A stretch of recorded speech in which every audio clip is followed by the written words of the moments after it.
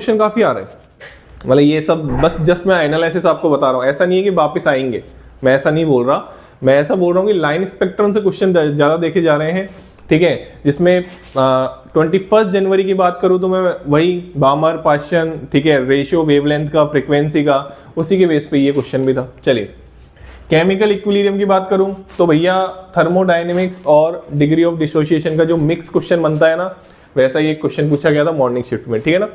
Ionic equilibrium की बात करूं तो एक क्वेश्चन इवनिंग शिफ्ट में पूछा गया था बफर सॉल्यूशन का, ठीक है ना।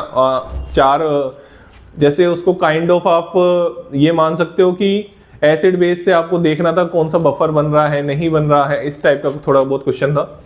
इसके बाद अगर हम बात करें थर्मोडायनेमिक्स की, एक इसमें आपसे दो क्वेश्चन पूछे गए थे, एक मैच द कॉलम वाला क्वेश्चन था और एक एडियाबेटिक, जिसमें आपको क्या निकालना था, गामा फाइंड नहीं, आपको गैस फाइंड करनी थी और गैस फाइंड होती गामा की वैल्यू कैलकुलेट करके, ठीक है ना, वो स्टैंडर्ड टाइप जो क्वेश्चन करवाते हैं।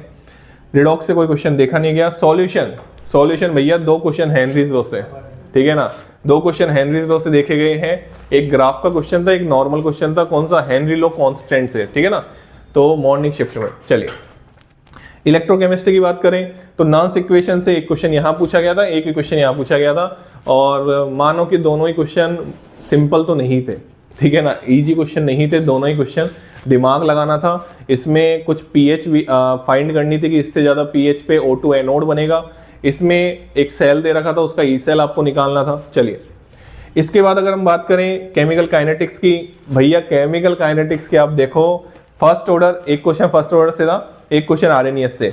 शिफ्ट 2 में देखो दोनों क्वेश्चन आरएनएस से थे।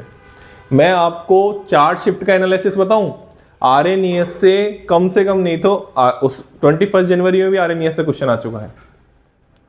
और आप ये मानो, ये एक तो आरएनएस से क्वेश्चन था स्टेटमेंट वाइज थ्योरेटिकल जो क्वेश्चन पूछा जाता है, एक आरएनएस से क्वेश्चन था कौन सा पता है, वही ln k बराबर ln a माइनस EA/RT, उसी से क्वेश्चन पूछते जा रहे हैं, बस बात समझ में आ रही है। चलिए इसके बाद प्रैक्टिकल फिजिकल केमिस्ट्री भी मैंने लिखी है, ये बच्चे जनरली छोड़ देते हैं, मानते ही नहीं कि ये भी कोई चैप्टर है। तो बेटा उससे एक स्टेटमेंट का क्वेश्चन पूछा था, 5-6 स्टेटमेंट थे उसमें, और उसमें से फिर वही मोर देन वन करेक्ट वाला क्वेश्चन था, ठीक है ना। तो जैसे वो लिखा हुआ है, सिलेबस पढ़ोगे तो पता चलेगा आपको, प्राइमरी स्टैंडर्ड, सेकेंडरी स्टैंडर्ड, उससे क्वेश्चन था ये, बच्चे छोड़ के चले जाते हैं।